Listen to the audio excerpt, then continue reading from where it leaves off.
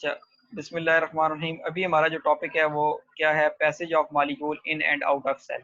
यानी एक सेल के अंदर मॉलिक्यूल कैसे अंदर इंटर होते हैं और कैसे बाहर जाते हैं, और कौन से ऐसे प्रोसेस हैं जिनके थ्रू सेल मॉलिक्यूल को इनटेक कर रहा है और जिनके थ्रू सेल मॉलिक्यूल को बाहर निकाल रहा है या एग्जिट कर रहा है या फिर उसको एलिमिनेट या एक्सक्रीट आउट कर रहा है। तो ये यहाँ पे आपने देख लेना है कि ये फॉर एग्जांपल मैं एक सेल बना रहा हूँ। तो we know that the cell membrane जो है, पहले सेल की जो आउटर मेम्ब्रेन है एनिमल्स के अंदर, तो वो सेल मेम्ब्रेन होती है। सेल मेम्ब्रेन जो है एक बैरियर के तौर पर काम कर रही है और वो कुछ मॉलिक्यूल को इंटर होने देती है और कुछ को नहीं इंटर होने देती। देखिए, cell membrane semi permeable membrane, cell membrane maintain equilibrium inside the cell. Cell membrane outside inside the cell क्या करती है, इक्विलिब्रियम को या उसकी जो अंदर की इन्वायरमेंट है उसको कांस्टेंट रख रही है। सेल मेम्ब्रेन जो सेल के अंदर की इन्वायरमेंट है उसको क्या रख रही है, कांस्टेंट रख रही है। ठीक है, तो सेल मेम्ब्रेन, और फिर इसके बाद आउटसाइड भी वो क्या कर रही है, एक्सचेंजिंग मैटर कर रही है अकॉर्डिंग टू नीड। यानी सेल को जो बच्चे जो चीज़ चाहिए होती है उसको वो इनटेक करेगा, और जो चीज़ नहीं चाहिए सेल को उसको अंदर नहीं आने देगा। और जो चीज़ सेल के अंदर है, अगर वो आप समझ लें एक्स्ट्रा है तो उसको सेल बाहर निकाल देता है, और अगर एक्स्ट्रा नहीं है तो वो उसको अंदर ही रोके रखेगा। सेल मेम्ब्रेन के हमने फंक्शन में ये पढ़ा था।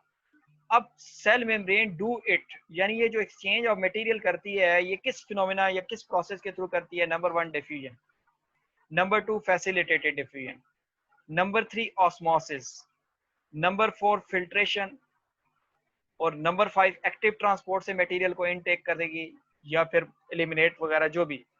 एंडोसाइटोसिस से मटेरियल अंदर आता है और एक्सोसाइटोसिस से मटेरियल सेल से बाहर जा रहा है। यानी ये एक्सचेंज ऑफ जो मटेरियल हो रहा है सेल मेम्ब्रेन, उसके डिफरेंट प्रोसेस लिखे हुए हैं। यानी जो सेल जो एक्सचेंज ऑफ मटेरियल करता है उसके डिफरेंट यहाँ पे प्रोसेस हैं। तो आज का जो हमारा टॉपिक है, मेन टॉपिक, वो क्या है, डिफ्यूजन। डिफ्यूजन क्या होता है, जिसमें सिंपल जो मॉलिक्यूल्स हैं move from area of higher concentration, concentration कहते हैं मिकदार को, यानी वो अपनी हायर कंसंट्रेशन से लोअर कंसंट्रेशन की तरफ मटेरियल जाता है। Movement of any molecule from higher, यानी अपनी ज्यादा मिकदार वाली जगह से लोअर की तरफ जाए।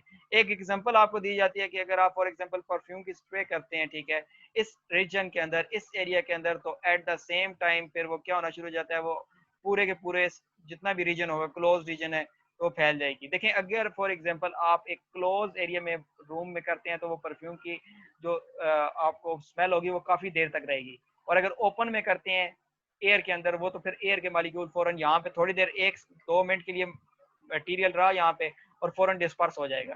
ठीक है, लेकिन क्लोज कंटेनर के अंदर, क्लोज रूम के अंदर, ठीक है, ये जो है ना क्या होगा, पहले डिस्पर्स होगा, हायर टू लोअर की तरफ मूव करेगी, और आहिस्ता आहिस्ता जब पूरे एरिया में स्प्रेड हो जाएगी, डिस्ट्रीब्यूटेड हो जाएगी, तो उसके बाद ये एक समझ लें इक्विलिब्रियम गेन कर लेते हैं।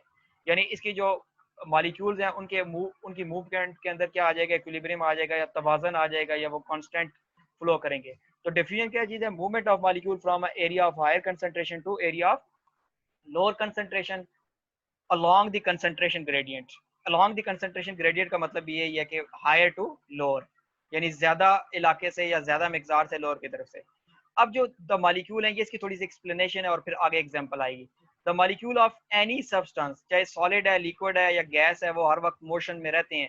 ठीक है, और उनके लिए टेम्परेचर बता रहा है हमारे पास 0 डिग्री केल्विन होना चाहिए या -273 डिग्री सेंटीग्रेड। ठीक है, -273 डिग्री सेंटीग्रेड से नीचे जो है ना, फिर उनको आप समझ लें कि उनकी मोशन वगैरह कम हो जाएगी। In substance majority of molecule move from higher to lower, लेकिन कुछ मॉलिक्यूल लोअर से भी हायर करते हैं, लेकिन नेट जो मूवमेंट है वो हमेशा हायर टू लोअर होती है। यानी जो हमारे पास यहाँ पे आपने इसको ऐसे समझना है, इन सब्सटेंस मेजॉरिटी ऑफ मॉलिक्यूल जो है मूव कर रहे हैं हायर टू लोअर कंसंट्रेशन, लेकिन कुछ जो है लो टू हाई भी मूव करते हैं, लेकिन ओवरऑल जो नेट जो मूवमेंट है वो हाई टू लो ही होती है। इसके भी एग्जांपल हम डिस्कस करते हैं। अच्छा, वो ये बता रहे हैं कि इवेंचुअली द मॉलिक्यूल रीच इन, यानी हाई टू लो मूव करेगी या लो टू हाई मूव करेगी, लेकिन जब वो इक्विलिब्रियम की स्टेट में ये मॉलिक्यूल्स आ जाते हैं, डिस्ट्रीब्यूटेड हो जाते हैं, तो ओवरऑल जिस तरह पहले मैंने बताया कि पूरे एरिया में ये स्प्रेड हो जाएंगे, तो इक्विलिब्रियम मॉलिक्यूल के अंदर मेंटेन हो जाएगा। फिर वो उनकी कांस्टेंट मूवमेंट, कुछ मॉलिक्यूल इधर मूव कर रहे होंगे, कुछ इधर कर रहे होंगे, कुछ इधर, ठीक है, अपने थोड़े से एरिया में वो मूव कर रहे होते हैं, तो वो इक्विलिब्रियम मेंटेन कर लेते हैं। अब जो डिफ्यूजन की जो एग्जांपल है, movement of substance within the cell as well as across the cell, carbon dioxide हो गई, ऑक्सीजन हो गई या ग्लूकोज की। इन तीनों एग्जांपल्स को मैं आपको कार्बन डाइऑक्साइड और ऑक्सीजन कहाँ पे जो है एक्सचेंज हो रहा है, ये बेसिकली गिल्स के अंदर, फिशेस के अंदर और लंग्स के अंदर जो होता है, इसके लिए मैं एक डायग्राम बनाता हूँ और फिर उससे मैं आपको समझाता हूँ। अच्छा, ये हमारे पास ये क्या चीज़ है, ट्रैकिया। ट्रैकिया जो है ना हमारे वो जो सीने के अंदर जो एयर पैसेज वे का आप ये कह सकते हैं विंड पाइप है, इससे जो एयर है दोनों लंग्स के अंदर ब्रोंकस के थ्रू जाती है, और ब्रोंकस के बाद ब्रोंक्यूल और आगे एल्वोलर डक्ट और एल्वोलाई। ये एल्वोलाई है, एल्वोलाई के अंदर ऑक्सीजन बाहर से जब हम इनटेक करते हैं तो ऑक्सीजन का लेवल क्या होता है, ज्यादा होता है। डिफ्यूजन हम पढ़ रहे हैं कैसे डिफ्यूज करेंगे मटेरियल, ये ऑक्सीजन का लेवल बाहर क्या होता है, ज्यादा होता है।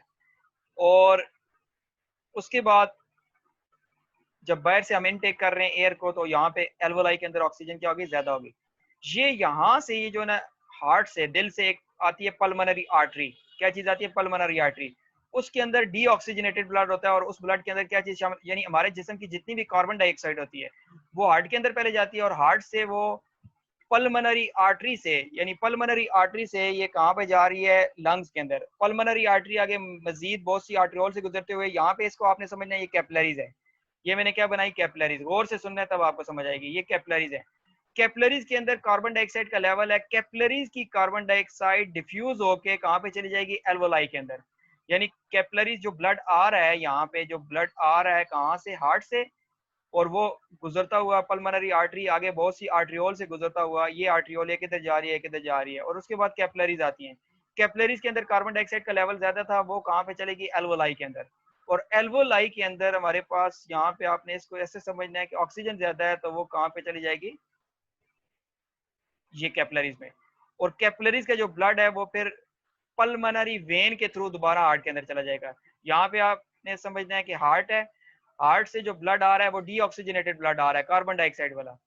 और वो जब कैपिलरीज और जो एल्वोलाई है उनके दरमियान में एक्सचेंज ऑफ गैसेज होता है थ्रू डिफ्यूजन। कार्बन डाइऑक्साइड यहाँ से कहाँ पे चली गई, एल्वोलाई के अंदर डिफ्यूज होके, और जो ज्यादा ऑक्सीजन का लेवल है वो डिफ्यूज होके कहाँ पे चला गया, इधर कैपिलरीज में। और फिर ये कैपिलरीज आगे वेन्यूल के थ्रू पल्मोनरी वेन से हार्ट में चली जाती है। यानी बॉडी को जो ऑक्सीजनेटेड ब्लड है वो बाहर से ऑक्सीजन आ रही है, वो डिफ्यूज होती है यहाँ पे ब्लड के अंदर, और यहाँ की जो बॉडी से कार्बन डाइऑक्साइड आ रही है वो डिफ्यूज होकर एल्वोलाई, और फिर थ्रू एक्सहेलेशन जब हम सांस बाहर निकालते हैं तो कार्बन डाइऑक्साइड बॉडी से बाहर चली जाती है। जब सांस अंदर ले रहे हैं तो ऑक्सीजन जा रही है, और जब सांस बाहर निकाल रहे हैं तो कार्बन डाइऑक्साइड बाहर चली जाएगी। तो ये आपने देखना है, gas exchange in gills and the lungs occur by a process of diffusion, movement of glucose molecule. अब एक और चीज, movement of molecule, glucose molecule, ये हमारे बॉडी के अंदर स्मॉल इंटेस्टाइन है, जिसे इलियम कहते हैं। क्या कहते हैं, पहला होता है ड्यूडेनम, फिर जेजिनम और इलियम। इलियम के अंदर छोटे छोटे जो है इनफोल्डिंग्स होते हैं जिन्हें कहते हैं विलाई। जब हमारी जो स्मॉल इंटेस्टाइन है इसके अंदर ग्लूकोज जो है उसका लेवल जब ज्यादा हो जाता है आफ्टर डाइजेशन, जो ग्लूकोज है वो डिफ्यूज होके इन ये विलाई की कैपिलरी से किधर चला जाता है, हमारे ब्लड के अंदर। कहाँ पे चला जाएगा, ब्लड के अंदर। तो यहाँ पे ये लिखा हुआ डिफ्यूजन क्या चीज है, movement of glucose molecule from a small intestine lumen. यानी ये जो स्मॉल इंटेस्टाइन के अंदर जो गैप है, ल्यूमन है, जो कैविटी है, उसके अंदर का जो ग्लूकोज है वो ब्लड कैपिलरीज ऑफ विलाई से डिफ्यूज होता है और कहाँ पे चला जाता है, हमारे मेन ब्लड के अंदर। Because a cell does not expend energy when a molecule diffuse across its membrane, it the diffusion is type of passive transport। तो ये डिफ्यूजन है, ये क्या चीज है, बेसिकली पैसिव ट्रांसपोर्ट है, क्योंकि इसके अंदर एनर्जी इस्तेमाल नहीं हो रही। तो आज का जो हमारा टॉपिक था सेल को जो एक्सचेंज ऑफ मटेरियल के लिए, वो हमने क्या पढ़ा, डिफ्यूजन पढ़ा। और ये यहाँ पे इसको हम